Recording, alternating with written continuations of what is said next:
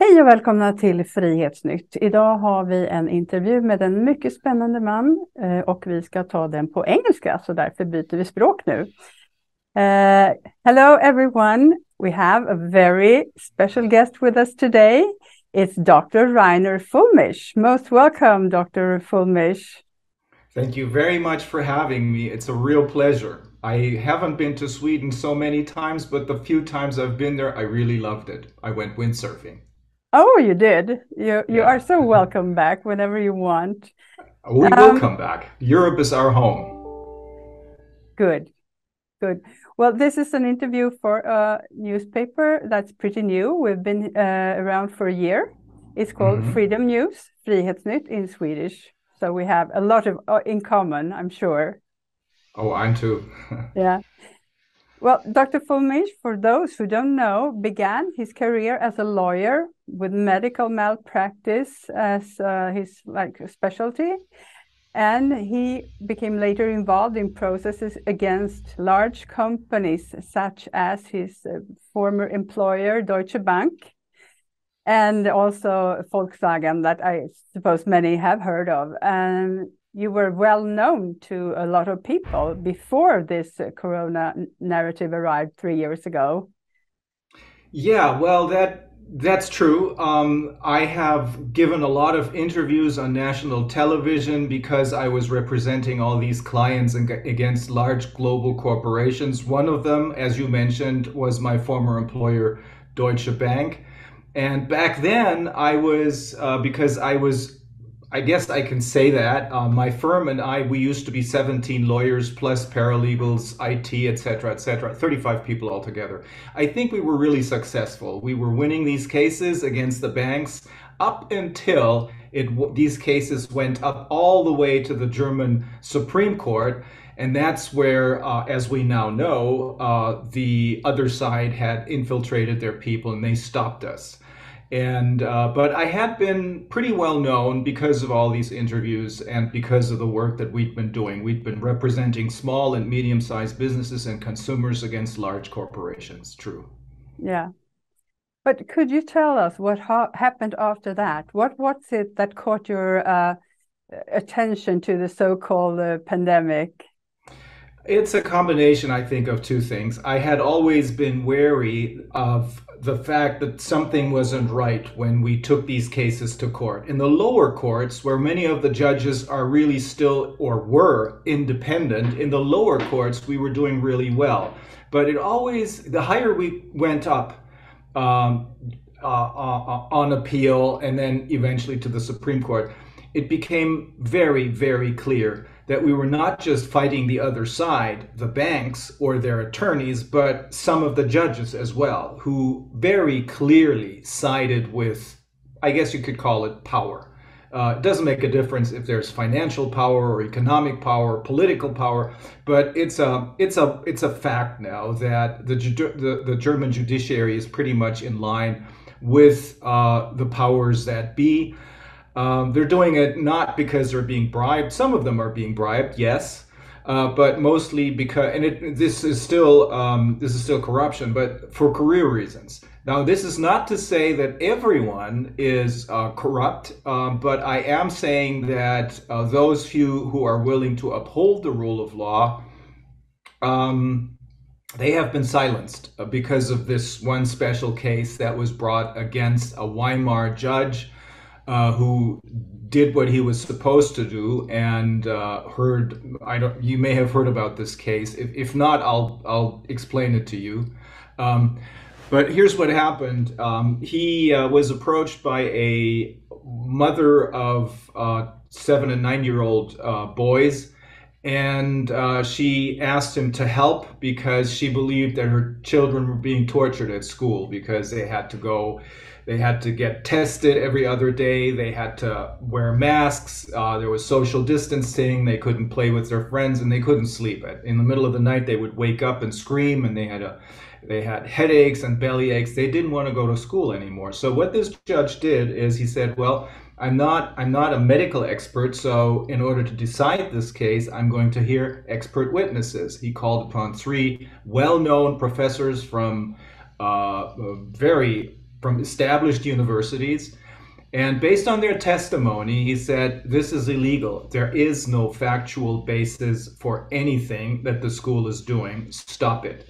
And 3 weeks later, his house, his home, his car, and his office were searched, and his cell phone and his computer were seized. Same thing happened to the 3 experts. Same thing happened to the lawyer who represented the interests of the children, and the same thing happened to a friend of this judge's, simply because, a well-known comedian, simply because she was a friend of this judge's. That was not meant to intimidate him, because he couldn't be intimidated. He knew what he was getting himself into, but it was meant to intimidate, to send a message to the entire judiciary, and it did its trick. So even those maybe 5% of the German judges who are willing to uphold the law, they can't speak out at this point, but they're ready. They will come back, I think. So of course, I had never imagined that something like this would happen to this Weimar judge would ever happen. But over the last 28 years or so that my colleagues and I went to court trying these cases against these large corporations, we had always known something is not right, but we couldn't put our finger on it. I kept telling my female lawyers, well, wear a different dress, or my male lawyers wear a different suit, or rephrase this whole thing, but that wasn't the point. What we now know, and that's thanks to COVID, thanks to Corona, is of course that the entire system had been infiltrated. And I guess that's the one factor that caught my attention when COVID struck, that I had made this experience before, and it sounded eerily familiar that all of a sudden our equivalent of Fauci went on public television and told the people, you have to do this and you must not question anything. Now that is alarming, because if we're not told to question anything, this is anti-science, this is the opposite of science, and it is also the opposite of democracy, because that's what democracy and science is all about. Always ask questions.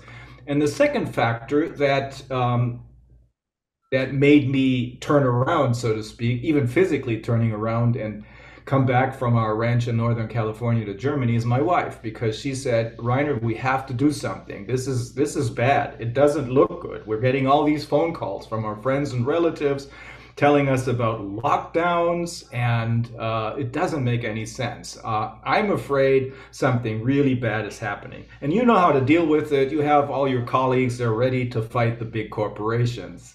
Well, I was naive enough to think, yeah, I can do it. But, it's different. I mean, fighting a few banks, it's not easy, but it's not too bad. You can do it because most of the time you have the general public on your side, because in the meantime, most people in Germany understand that banks are not good.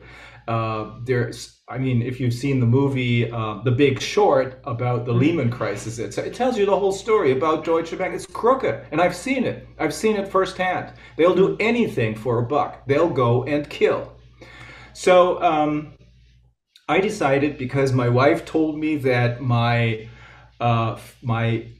uneasy feelings about what had happened in the past were probably correct, I decided to go back, and then we founded the Corona Investigative Committee, which 2 years later fell apart because my co-host, this is what I believe, came under the other side's influence and acted like a maniac. But I'm now doing my own thing, ICIC, and I've always wanted to do my own thing. So we're on track, I think, and we're winning the game ultimately. Svenska bok- och mediemässan är Sveriges största och viktigaste forum för en fri och ocensurerad debatt. Bokmässan har också en egen tidning som kallas Frihetsnytt, och den tycker jag att du ska prenumerera på till det facila priset av 45 kronor per månad. Prenumerera nu! Well, as you mentioned, you have a new organization that is called International Crimes Investigative Committee. ICIC is the short, very nice name for that. When you have the motto "Lumen Vincit," which means that the light wins in the end. Yes. So I think that's great words. And what is your aim and goal with this new organization? Well, first of all, we wanted to do it in a more much more professional way than we used to do it in the old format. And we now have a good team of professionals. We're still working on getting the website relaunched. There are quite a few things that need to be fixed, but the most important thing is that we wanted to go beyond Corona, because this is what it's not just about Corona. The Great Reset is about, well, world control. It sounds like a bad dystopian James Bond movie, but it is. That's what they want. They want full control. Everyone on our side of the fence knows that in the meantime. And Corona is just one piece of that bigger puzzle. Another of the lies that they're spreading in order to keep us in permanent panic mode so that we will follow orders. They think, well, not us, we're not going to follow any orders. But another topic is, of course, global warming or climate change, which I have come to learn. And I'm not saying this because I woke up after I had a bad dream, but because we spoke to the right people. For example, to the founder. We've done over 400 interviews. And we spoke, for example, to the founder, Dr. Patrick Moore is his name, of Greenpeace. And he's not just an activist, but he's also a biologist, and he understands about these things. I also spoke to the founder of the American Weather Channel, and he too is a man who holds several degrees and understands. He knows what he's talking about because he has the scientific background. And so this is another big lie. Ukraine, very dangerous, is, I have come to believe, a proxy war between not the US, one should never say it's the US or Russia, it's the leadership, the crooked leadership. It's not the people, it's never the people. If the Russians and the Germans and the Swedes and the Americans would have dinner together, normal people, they would, I'm very certain they would just enjoy each other's company and have a glass of wine or beer or something. But it's the leadership. It's what many people call the deep state. So it is the deep state, the US deep state, and its NATO allies, or puppets is probably a better way to phrase it. All the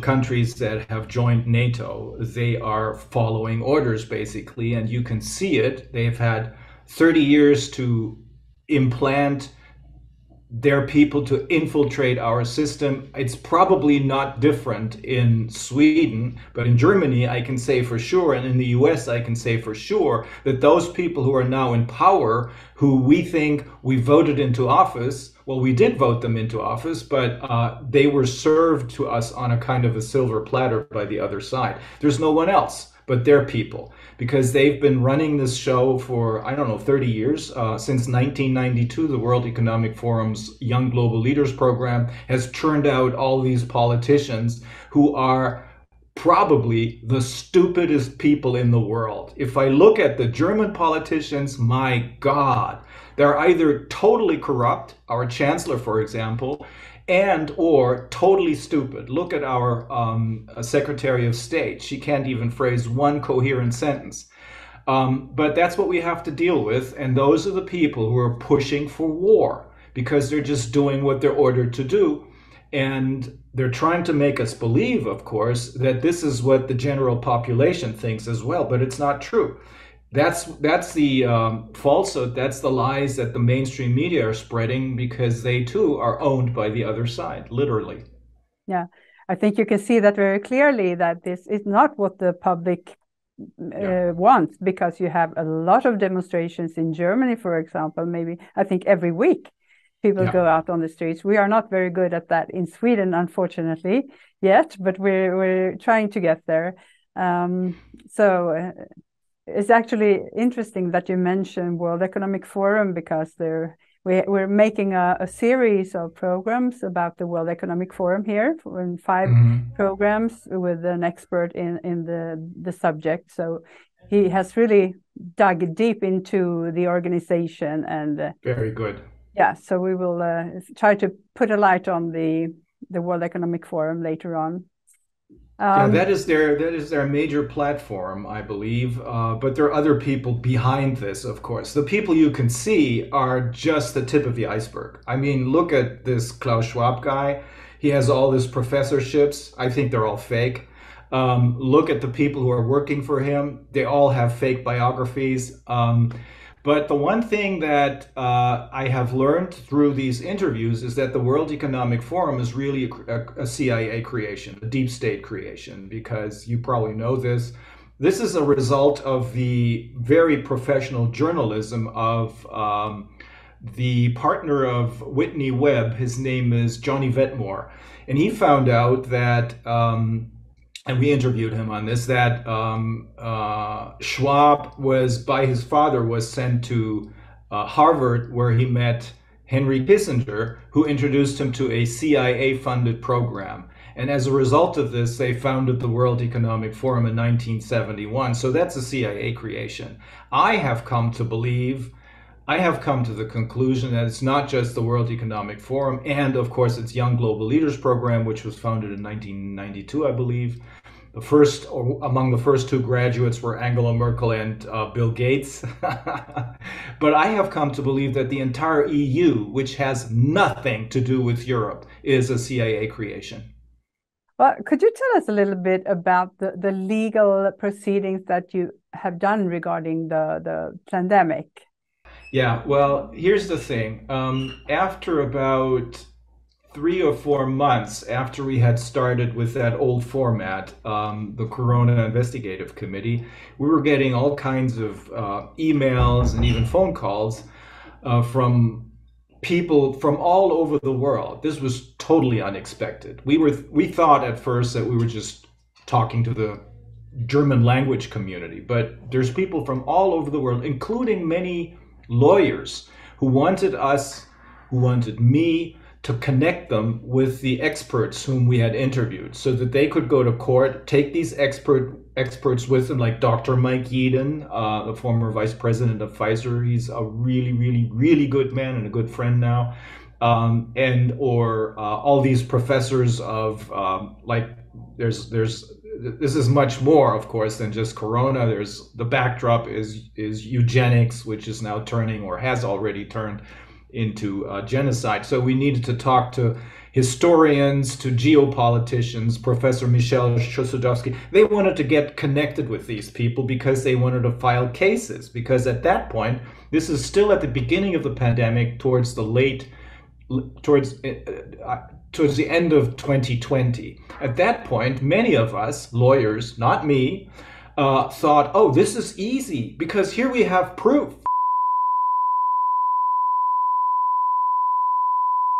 So that people get into panic mode and will ultimately agree to the shots, because that's what this is all about. It wasn't about the masks and the social distancing. It was about getting people to accept the shots as the only way out. That's why they created these cases and misused the. So that's what many people thought. If we just explain this in a court of law with the help of experts, totally, utterly, absolutely incapable of telling us anything about infections, just like its real inventor, Kary Mullis, Professor Kary Mullis, who won a Nobel Prize for this in 1992, has always told the people, this is a great tool for scientific purposes, but you cannot use it for diagnostic purposes. So they thought, this is easy. Well, they didn't realize that the entire system had been undermined by and infiltrated with their people for at least the past 3 decades. And that's why the courts of law wouldn't even consider looking at the evidence. They said, well, if the FDA or the CDC or the German equivalent, the RKI, Robert Koch Institute, if they say this is a dangerous pandemic, then we're not going to question that. But we didn't expect that. And those of our colleagues who still filed, I did too, because I wanted to show my clients, you're not going to get very far, not in Germany. Here in Germany, this is one of the worst places as far as the judiciary is concerned, because they're trying to bring down Germany, because it used to be, not any longer, but it used to be the economic powerhouse of Europe. So if they bring Germany down, they gain full control. That's their reasoning, full control over Europe. So our judiciary is probably the most corrupt within Europe, with many exceptions, of course. As I said before, there's probably 10% of the judges who are willing to uphold the rule of law, but they can't right now because they're going to lose their jobs and their livelihoods. But I did file, I don't know, 4, 5, or 6 cases in Germany. I explained to my clients, all of them small business owners, I explained to my clients that we may have to slow things down so that we will get a push from one of the other countries, the US in particular, where there's still many really truly independent judges. Because that has always helped. It has helped in the VW cases. It has helped in the Deutsche Bank cases, because after the United States judiciary looked at the evidence in those 2 cases, VW had to apologize for having defrauded the people. Same with Deutsche Bank, and they were forced to pay fines in the amount of, I don't know, 15 or 20 billion US dollars. And that's when the German judiciary caved in too, because they couldn't ignore the evidence that the American courts of law had collected. So that's once again what we're hoping for, that either the American or the Indian, India has a pretty independent judiciary as well, that they're going to go forward and they're going to come up with a case, with a decision that we can use. The thing is, we do have 4 very well-written decisions. The first came from Portugal, the second from Austria, the third from Weimar, and the judge was punished for that, as I explained earlier. And then there's a 4th decision, not from Europe, but from Turkey, and they all explain in great detail how all of these activities, anti-corona measures, are illegal because they're all based on the PCR test cases, which in more than 90% of the cases are false positives, and were simply created by this crazy and fraudulent Professor Drosten, who acted at the behest of the World Health Organization when he created his own version of the PCR test, claiming that his test could detect infections. Which of course is a blatant lie, because the actual inventor of the test, Kary Mullis, had said the exact opposite. Now, I could explain to you in detail why it doesn't work, but I think most of our people, most of our viewers know this in the meantime. Yeah, probably. It's incredible, everything. But what do you think will happen in the near future? I think things are coming to a head now, and the other side is literally running amok. They're acting in such a crazy and wild manner that I'm beginning to question their sanity. Well, I mean, they are insane. We know that. They're psychopaths, but they're puppets. They seem to have no other way either. They seem to feel that they've gone too far and that they need to go further. But if you want, I can read you an email from a good friend, an IT of a very creative and powerful IT person, a friend of mine from Seattle and Washington. Now, I think this is interesting because it explains the situation the way I see it, and all of my friends and all of the experts who were involved with, they see it the same way. So this is what he says. I hope you can still see me, but if not, I'll be back in a second. I can see you. Okay, good. He says, I agree that we will see a complete restructuring of society. Tribal living, that is small communities, is the way of the future. I think the US will lead the way here thanks to our Constitution. We are seeing a rapid bifurcation of society. Even California now has a delegation in DC pushing New California, which is about 95% of the landmass of California and 40% of the population. Eastern Oregon is pushing to join Idaho, and I expect Washington State to have a similar split. I think we will see the US break into several regions with strong communist entrenchments in all of the coastal population centers, Chicago, New Mexico, and Denver, Colorado Springs. We will need to get back to communal living where life is simple and honest, and we will live in harmony with the land. I think we will go through a large population reduction, upwards of 50% globally, maybe more, that will destroy the debt-based financial model. The clowns at the World Economic Forum will fail miserably. They are materialists deeply rooted in Satanism, and they do not understand the human spirit and soul because they have none. Their great reset is dependent upon divorcing humanity from its God consciousness. Those that took the jab, unfortunately, have helped this soul divorcing agenda, and the more they take, the less of their soul connection remains.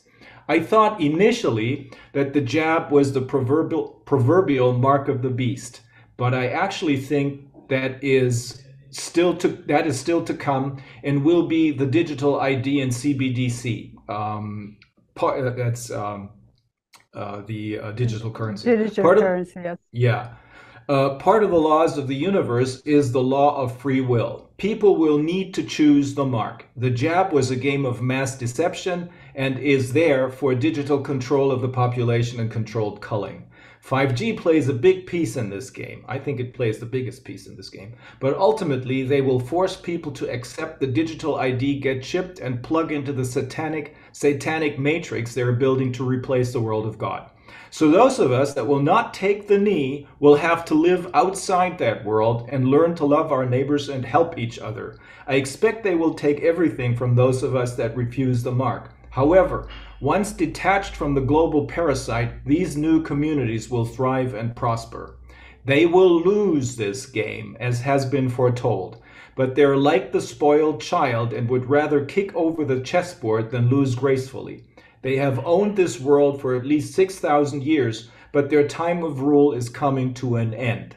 As you are seeing, they're throwing everything at us now to distract from the truth bombs coming out. I expect many more school shootings, fake UFO scares, environmental disasters, etc. It shows their desperation, but we're just now getting into the hot phase of this operation. Next 6 to 12 months will be crazy because the masses have to wake up and they will be pounded with truth bombs and deep state scare tactics. Mexico, which is where you can be right now. Well, I got stuck here. Everything is rooted in consciousness. Where the attention flows, the energy goes, and that is the battle in front of us, and so on. Very interesting predictions, yes. Yeah, here's the thing. I'm not religious because I don't believe in organized religion because it's all about power, but I do believe in spirituality. And we're going to have this interview that I did in Peru with a Inca high priestess on spirituality and a friend of mine who is also an attorney from Canada. So I do believe there's a higher power out there, which will make sure that this world will come back into, I guess you could call it, a balance. Because now it's totally off balance, and the evil forces, I never thought I would say that as a lawyer, but there is good and evil, and I think the evil forces will have to be put down by us. So you are optimistic then about the future? Yes, I do, at least as far as we are concerned. That is, those who are on this side of the fence who have been, well, I'm not, I kind of woke up to this whole thing because of Corona. Before that, I had my suspicions. I had my suspicions that something wasn't right when I went to court and I had to confront even judges who were obviously siding with truly and obviously criminal corporations. But it was only through Corona that, and through talking to all these experts, they're not just idiots, but they're real experts. I mean, if you've ever seen Dr. Mike Yeadon, this man makes perfect sense. Or Catherine Austin Fitts, a former Assistant Secretary of Housing and Urban Development in the United States, she makes perfect sense. And when she talks about the economic implications of all this, I understand, not because I used to be a banker, but because it makes sense. It's common sense what she's explaining. So ultimately, it is clear to me that they will not get away with it because they have misjudged the whole thing. They have misjudged that there are forces, and we have these, or powers rather, we have these powers that they can't control. And at that very moment when they have to let go of the steering wheel because they want to have a controlled crash, it's going to have to be us who will grab the steering wheel, and we'll show them in a MacGyver type thing, that we know exactly what to do when the time comes, because we are creative and we are intuitive, and they're not. They don't even know how to sing and dance and laugh. They don't. They're not funny. Probably you know, not. they have no humor. They're idiots. We have each other. We have. There are many of us, and we will learn to work together. Also, I think better than we have.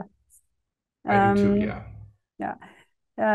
Lastly, could you say something to the listeners? What advice would you give people if they want to do something to push in the right direction? What would you advise people to do?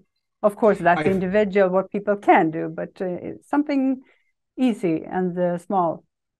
Yeah, the most important thing is to connect with like-minded people, with people who are on this side of the fence, who understand what's going on, because it is reassuring, especially for those who think they're all alone. No one else believes me. My entire family doesn't believe me. They think I'm crazy. That's why you have to connect with people who think the same way. And they're not just thinking the same way because they had a bad dream or something, but because they usually have gotten the right information. They, instead of getting your info on the mainstream media, which we know are 99% corrupt, you can look into the alternative media scene. There are lots of good people out there. There's Christina Borgeson in the United States. There's CHD, Robert Kennedy's outfit. There's us, ICIC. But there are lots of places, you for example, where you can get real information. And that's what it's all about. It's not about knowledge. Knowledge itself doesn't make any sense. There's a German saying, believing is not knowing. No, it's wrong. It's the other way around. You have to believe that what the information you're getting is true, that it makes sense, that it is plausible, preferably if you can check it. But that's what it's all about. If you can believe it, if it sounds plausible, then it makes sense. And that's the kind of information we need, not just the kind of knowledge that over the last 30 years, that's why my wife got out of, she's a teacher. That's why she got out of the system, because she says, you know, creative children are not given any help. They just fall through the roster. If you're not in line, if you don't follow orders, you just fall through the roster. And that's what we need. We need to get back to these communities, self-sufficient communities with our own energy. You can create it for free. We're going to do something on that as well, on that topic. We have to have our own system of education. I don't know if we even need a judiciary, but maybe for the time being, for this transition period, we might. But we have to create our own systems in our communities. Just like this friend of mine whose email I read to you says, it's self-sufficient, self-regulating communities that are totally independent of these totally, irreparably corrupt global organizations. And I'm not just talking about the corporations, I'm also talking about all those NGOs run by the same people. The World Health Organization, of course, has nothing to do with health. It's just it's run by the oligarchs of the World Economic Forum. The United Nations is totally corrupt. NATO, who needs NATO? And the EU. The EU makes no sense. It is, in my view, a creation of the deep state. We don't need it. Europe makes sense. The EU doesn't make any sense. And then these little communities, millions of them are sprouting right now. They should be interconnected, connected with each other to exchange the best ideas. But there shouldn't be any global supra-national power that tells us what to do. We don't need anyone to tell us what to do. We know what's good for us. Each and every one of us has their own individual sovereignty. It's very hard to explain to the Germans because they're used to following orders, but they'll learn too. Yeah, I'm sure we Swedes are the same, I think. But we can change, can't we? Yeah. Well, those are really good words, and I think we will write down the website address as well below the video. And I want to thank you so much for this interview. It was really nice to hear these words from you. And I hope we'll see each other again. I do too. I'll send you the email which I read from, and if you have the time, because I think this is one of the most important interviews I've ever done, and this is strange coming from the mouth of a lawyer. We're going to air this interview we did with this Inca high priestess on Sunday, I think probably either 6 or 8 German time, I'm not sure, but it's ICIC.law where you can find all the interviews we've done, plus all of the old interviews that I've done. They will very soon go up there as well. Great. I actually visited the website, so I will go there again and watch some more interviews, definitely. Yeah, there's another interview which I think most people find very interesting. We did it. I flew to England to interview Barry Trower. He is the real life James Bond. He's 79 years old now, but he used to work for the intelligence community. He worked for MI5 and MI6, but he's also a scientist. He holds degrees in physics and several degrees, and he specializes in microwave radiation, and that, 5G for example, and that is far more dangerous than the so-called vaccinations. Thank you so much. Hjälp oss att granska finanseliten och hitta lösningarna på Sveriges problem genom att läsa våra artiklar på frihetsnytt.se eller donera en gåva via Swish på 123 519 6373. Tack för ditt stöd.